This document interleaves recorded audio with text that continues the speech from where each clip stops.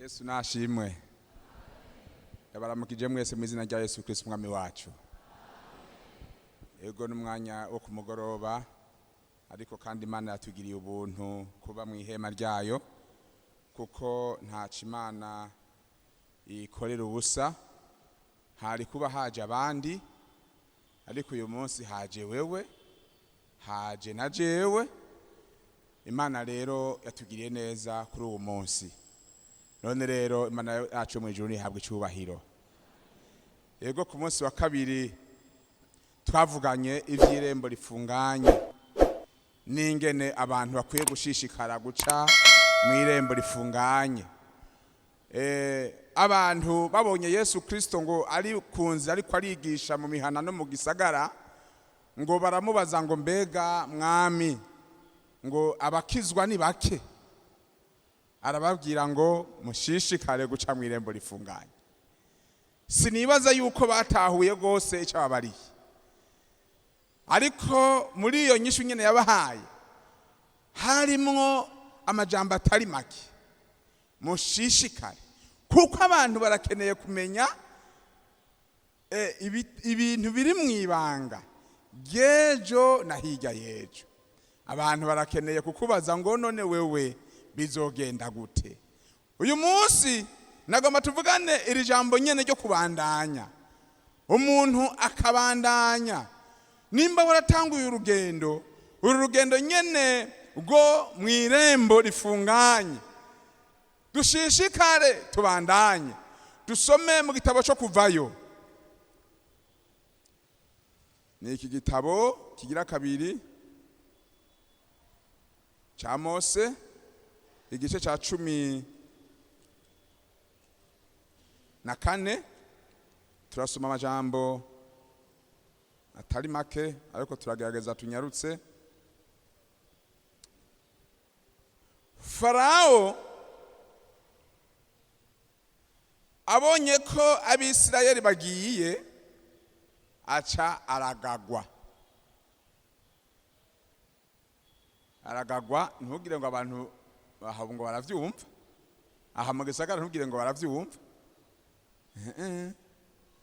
Mbe baragagwa mwari mu Giswahili umuntu yovuga ko ari gute?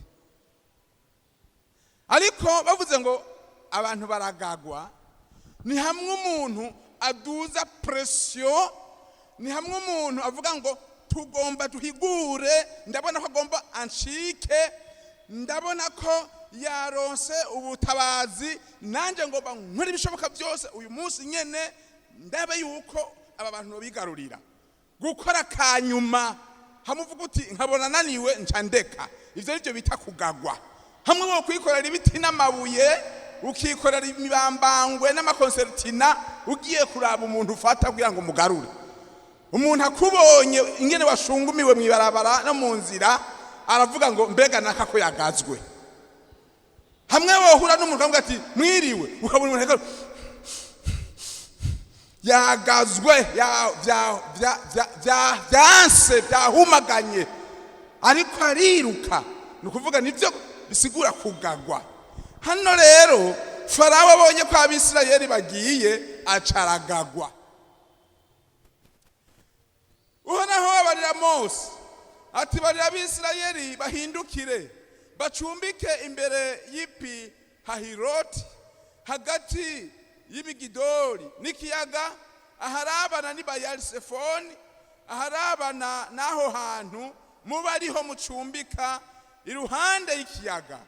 Farao ahava yiyumvira ko Abisirayeli bazimiriye mu gihugu baciyemwo, kandi ubugaragwa bwabamize. Maze umutima wa Farao ngira ndawukomantaze abakurikire, nanje nzokwiheshereza icubahiro kuri Farao no ku ngabo ziwe zose, kandi Abanyegiputa bazomenya ko ndi Uhoraho. Nuko Abisirayeli babigenza batyo. 5. Maze umwami wa Egiputa bamubarira yuko abo bantu bahunze.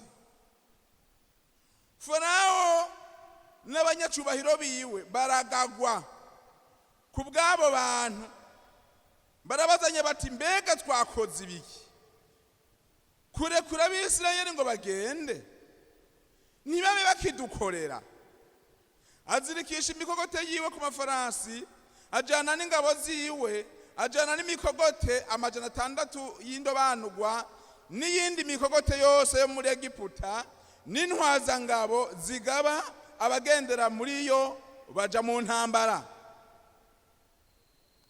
Nuko naho akomantaza umutima wa Farawo umwami wa Egiputa akurikira abisirayeli, kandi abo bisirayeli bari bavuyeyo bashize amanga ko bamaze kwidegembya. Muri iyi Bibiliya yindi irimo ikirundi kigoye havuga ngo iki kamwarimu Placide?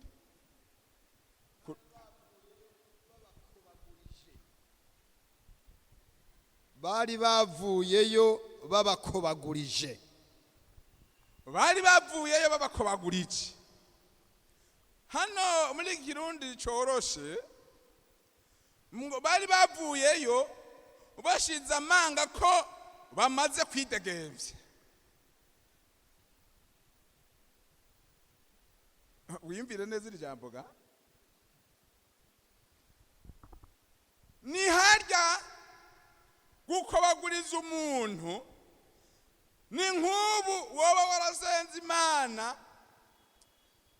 ukabona nta gakoma, ukongera ugasenga ukabona nta gakoma, ukongera ugasenga ukabona nta gakoma, usubiye gusenga Imana ikakubwira ati ngomba ndakugirire neza. Mbere ubunyene abantu bagiye kugutangarira.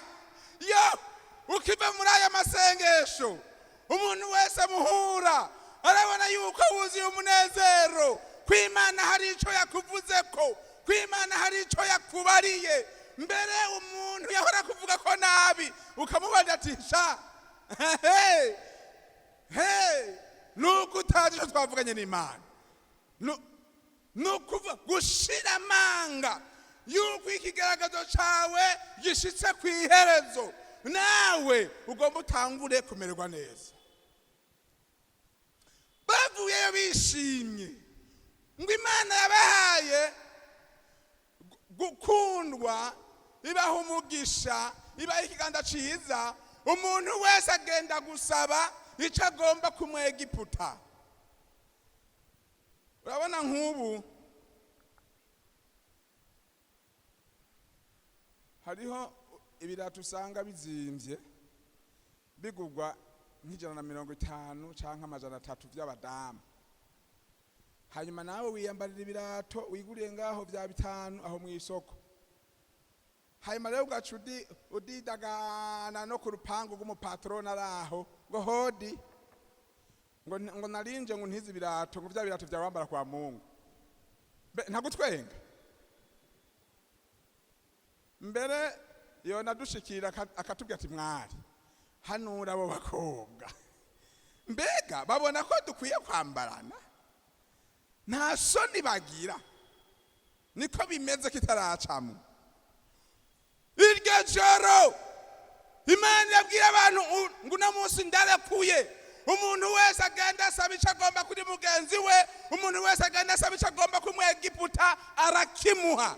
Ndarekuye, nduguruye. Abantu baragenda batiza amashenete, abantu baragenda batiza amapete, abantu baratiza ibirato, abantu baratiza imishanana, abantu baratiza ibintu bakigera ngo yego kwego nzoba mberewe, nawe bucahunga.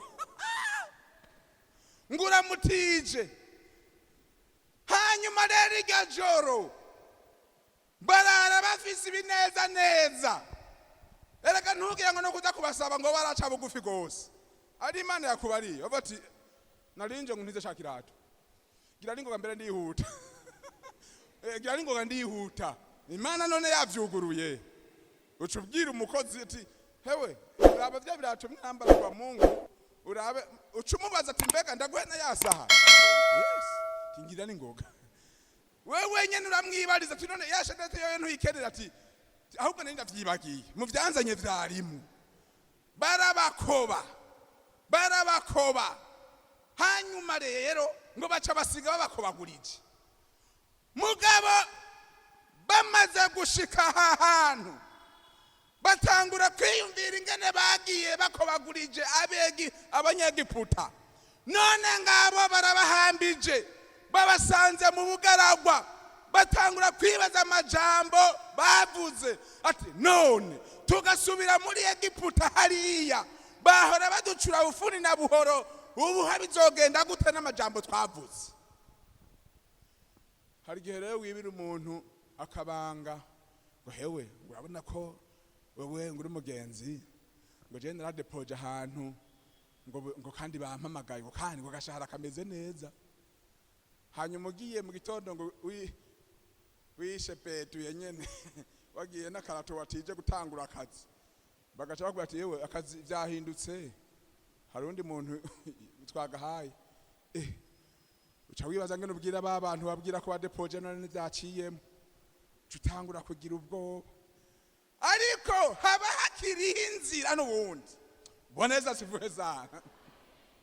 Hano rero ku murongo w'icenda nuko abanyegiputa barabakurikira bari n'amafarasi n'imikogote vyose vya Farao n'abagendera ku mafarasi n'izindi ngabo ziwe, babahambiriza aho bacumbitse hafi y'ikiyaga iruhande y'ipi Hahiroti aharabana ni Bayali-Sefoni.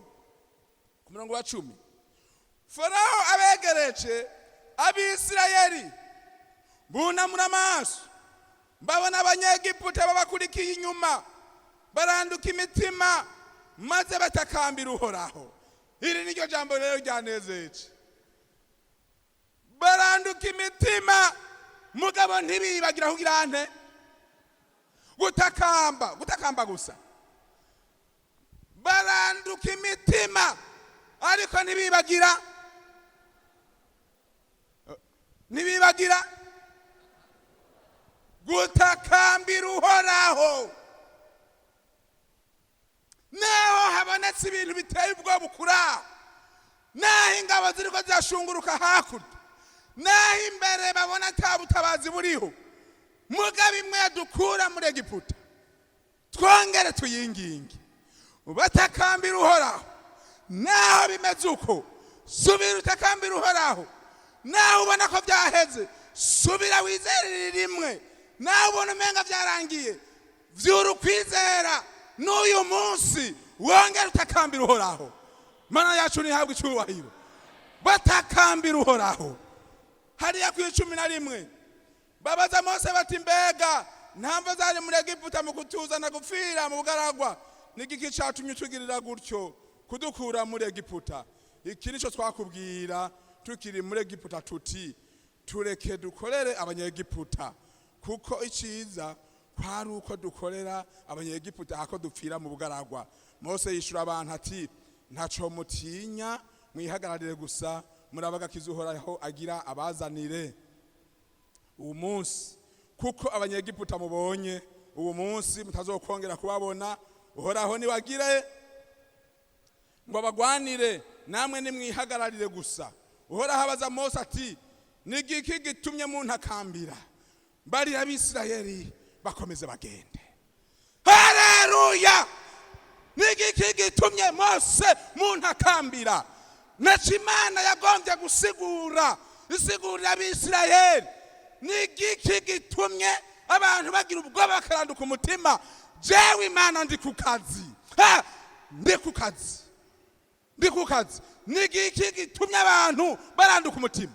Bwira abantu komandema, bwira abantu bakometse babandaye. Bisigura ngo nanje ndi ku kazi, ivyo ndimwo ntimwobimenya. Naho ndabibasigura birabadenda.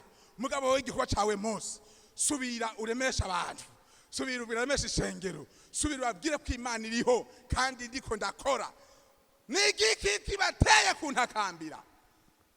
Ishengero ryo ryatabaje. Mugabo Imana ibaza Mose ati nigiki bateye gutakamba? Nigiki bateye kuntakambira? Bwira Abisirayeli bakomeze. None bakomeze baje. Yego urugendo rwaheze. Ni kuri finale. bakomeze mwene inzu yanyase yanyirukanye amatandiko ari hanze ngo subira wizere nizere gute ubu nukuja kwangara Imana yarampemukiye Imana ivyo yambwiye sivyo igihe nagomba kugira mariage nasenze Imana ndabaza Imana ngo mpa amahera nzokwigirira ubukwe bwiza Imana irambwira ngo nta mahera nzoguha ariko uzogira ubukwe haleluya none sinagize ubukwe nagize ubukwe mfise 3500 mu mufuko nari nsigaranye 5000 baca bansaba komite ishimbwira ngo burya nta envelope twaguze ngo zana 1500 ngo tugura envelope ndaba nsigana 3500 ngumana umunezero nta kirato naguze igihe nagira mariage cy'umugore umugore yarambagije mbega yaje umugore yarambaje ati none nta kirato wanguriye ati ikirato ti wewe tekano shiki wanje ibintu birahari nonega nani kamba mbiri nari naguze ivyo ndiko ndavuga n'ukuri muga ngo naje kukubarira ngo Imana yambwiye ngo bandanya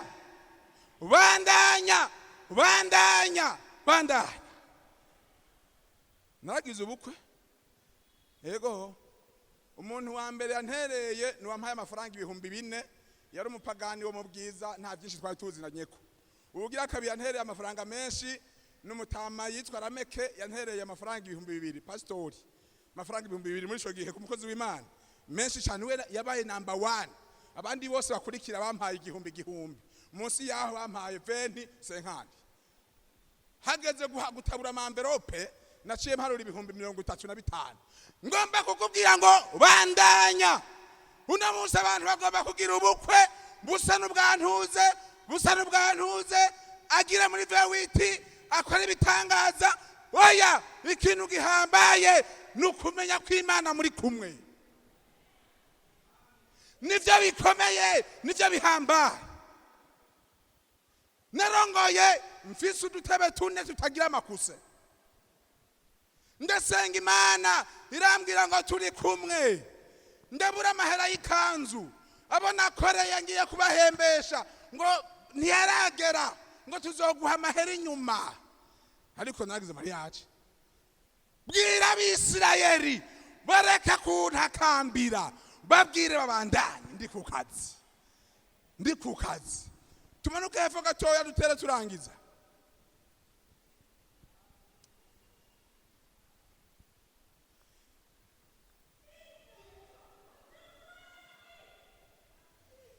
ku murongo wa 16 nawe umanika inkoni yawe uramvura ukuboko hejuru y'ikiyaga ugitandukanye abisirayeli bace hagati mu kiyaga nko ku musozi nanje raba ndakomantaza imitima y'abanyegiputa nabo bahace babakurikire maze mbone kwihesha iki icubahiro kuri Farawo no ku ngabo ziwe zose ku mikogote yiwe no kubagendera ku mafarasi yiwe abanyegiputa niho bazomenya yuko nduhoraho ninamara kwihesha icubahiro kuri Farawo ku mikogote yiwe no kubagendera ku mafarasi 19 maze umumarayika w'Imana yahora abagenda imbere avayo agaruka inyuma yabo yankingi y'igicu iva imbere yabo iraza ihagarara inyuma yabo ija hagati y'ingabo z'abanyegiputa n'iz'abisirayeli ku ruhande rwa bamwe hubikiza igicu hacura umuzimagizi ku ruhande rw'abandi haba umuco wo kubonesha mu ijoro ntibaruha begerana iryo joro Imana iri ku kazi muga abantu ntibaramenya ivyo barimwo noneho rero mu yandi majambo ivyahuha biragizene ivyahuha birahuhuse icaterera kiravomye n'umuco bahora babona fye inkingi bahora babona fye Imana irahinduye suko ibivuyemwo ihinduye ingene igiye gukora ivyo wahora ubona ubusije ugiye kubona mu maso yawe uzobona ko bicika, ariko Imana iri kukanyuma igomba yugurura urugi maze ubone kujabuka, ariko mu vy'amaso yawe abona ubona yuko kabaye atabundi butabazi bukiboneka. Unama dusenga Imana. Hari ico wibutse ugahagarara aho nyene, n'amajambo wavuze ugahagarara aho nyene, ntabwo wakuye umutima ku Mana ugahagarara aho nyene, ntabwo warandutse umutima ukagira imigabo yo kubivamwo ugashwagurukira aho nyene.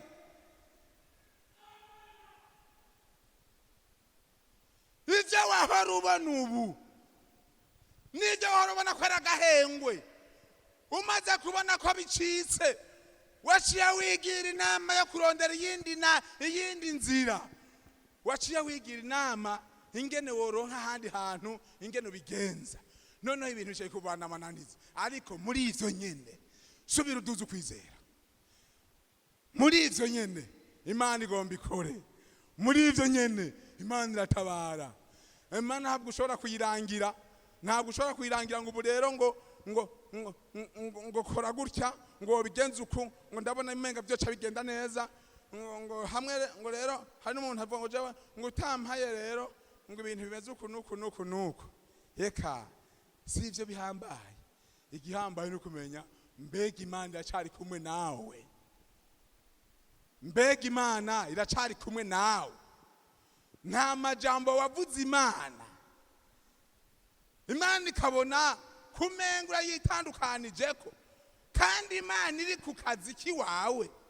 Nuba Imana iri kwirakora iri ku kazi kiwawe, mugabo hari ivyo utabona, hari ivyo udatahura, none ugomba ikora iki? Bivuze ngo subira ubandanye. Tugomba dusenga Imana, ariko hagataha ndumva mu mutima ndumva muhemu w'Imana ambwira ngo ndakubarire uhaguruke.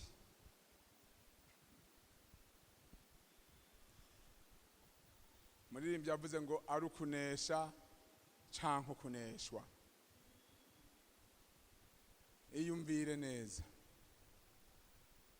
tugomba duhamagare umukozi w'Imana asengere aba bantu.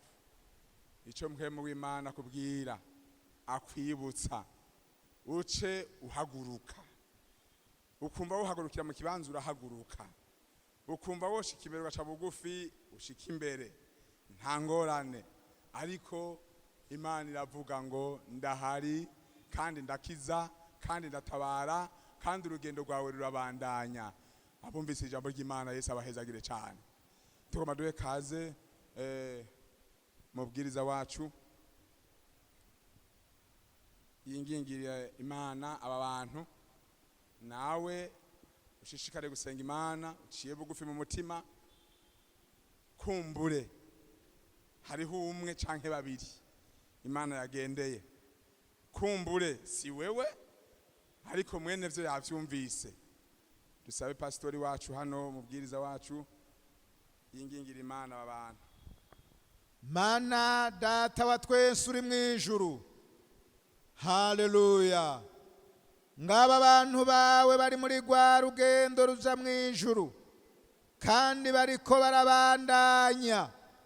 None rero babonye ko bageze ku kiyaga. Yesu uri mwijuru, hari ivyo bahuye vyabananije, hari ivyo bahuye vyabagoye, vyabaremereye, vyoba buja kuzabuka. Mw'izina rya Yesu, mw'izina rya Yesu turaguhamagaye Mana.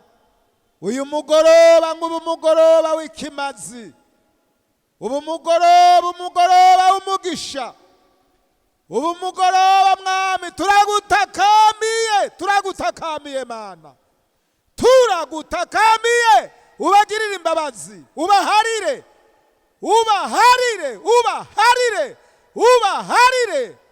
mw'izina rya Yesu, ubaharire. Urazi ibicumuro vyawe, urazi ivyo bakoze, urazi ibyo bagendeyemwo. Haleluya, haleluya. Urazi intege nke zabo, urazi intege nke zabo. Mu izina rya Yesu bagirira imbabazi, bababarire. Aba bagabo n'abagore bari hano ubagirira imbabazi, abatama n'abatamakazi bari hano ubagirira imbabazi, abakobwa n'abahungu bari hano ubagirira imbabazi, ubaharire. Ivyaha vyabo nibihanagurwe, ibihe byo guhembuka nibiza bivuye mu ijuru, hanyuma ubahe kubandanya, ubahe kubandanya. Ubugararwa buraremereye, ubugararwa buraruhisha, bahe kubandanya. Yesu uri mu ijuru ubagirira imbabazi, ubagirira ikigongwe, ubaharira ivyo bagendeyemwo, ubaharira ivyo bakoze, uvyibagire.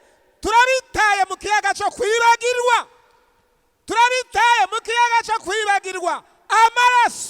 Amaraso ya Yesu yeza imitima yabo, hama bagende batagira amarabaga n'agasembwa, barushirizeho kubandanya urugendo gushika kuri wa musozi, hahandi dutanguranirwa ku mpera y'umuhamagaro wo gushika mu ijuru.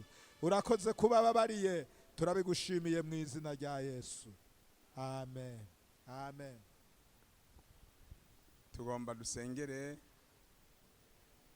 abantu bafise ingwara n'ibindi bibazo, ibintu bidahera biguma bizuka, ibintu menga biraheze bigaca bigaruka, vyaguma bikurikira Abisirayeli, imikogoti ikurikira Abisirayeli, amafarasi akurikira Abisirayeli. Imana yarayaretse araza, Imana irayegeranya, Imana irayegeranya. Hari ibintu byagukurikiye kuri uyu mugoroba, Imana igomba ibihambe mu kwizera uhaguruke. Sinzi ko ari umwe canke babiri, mugabo ntivyijana. Imana itegerezwa guhamba imikogote ya Farawo, ingabo za Farawo. Hari ibintu bigenda bigirira n'aba bantu b'Imana, kandi bariko barasenga, basengerwa iminsi yose. Ivyo navyo nyene Imana irabizi, ni ngombwa Imana ibikorera akantu, ishobora kubihamba, ntuzosubire kubibona. Yego birashoboka ko ibyabaye byabaye, kugira ngo iyindi minsi isigaye nawe udushinga intahe. Tuwe kaze pastori yongere agire amasengesho kuri aba bantu. Pastori wacu hano ashiki hano asengera Imana aba bantu abagwaye n'abafite ibindi bibazo. Mana yacu, muvyeyi wacu, uri Imana ikomeye, uri Imana ikora ibikomeye, uri umuvyeyi adahinduka, uri umuvyeyi atananirwa. Wewe uri Imana yacu, kandi wamutugirira neza. Ineza yawe iri ku bantu bawe, ineza yawe iri kuri aba bana bawe, ineza yawe iri kuri aba bakwizeye. Bazi kuri Imana y'ubushobozi, bazi kuri Imana wamutera iteka abaguhungira ko bose. None ngaya y'amaboko aduze mu ijuru akwerekeje Mwami, kuko uri umutabazi. Tabara aba bantu bawe mu izina rya Yesu Kristo. Ibyari bibagerageje Mwami bibambereye nabi, imigozi y'ingwara yose nicike, imigozi y'ingwara nicike, uburibwe n'ububabare nibihagarare mu izina rya Yesu Kristo. Turagusavye Mwami, iri shengero ryawe urigirire neza Mwami Imana. Abaguhanze amaso ntibazomaramara, bazokwama bagirirwa ubuntu, bagirira ubuntu Mwami, baze gutaha bakize.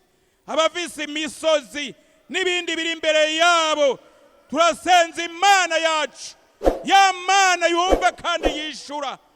Turatembagaje iyo misozi nitabwe bwina mu kiyaga, ntisubire kuboneka mu izina rya Yesu.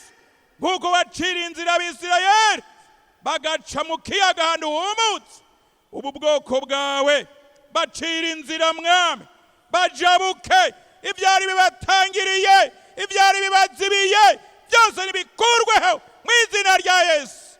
Bagende bagushima, bagende bagutazira, bazogaruke batanga amashimwe, bavuga bati turi n'Imana yacu, turi n'Imana yumva, turi n'Imana yishura, turi n'Imana y'ubushobozi bwose, turi n'Imana idukunda. Urakoze mwami, kugire neza ishengero ryawe, kugire neza abantu bawe mwami. Turagushimiye kandi turagukengurukiye kuvyumvise kandi ubibakoreye, mu izina rya Yesu Kristo umwami n'umukiza wacu tubisavye, amen. Abumvise ijambo ry'Imana bakaryizera, Yesu abahezagire cyane. Yesu abahezagire.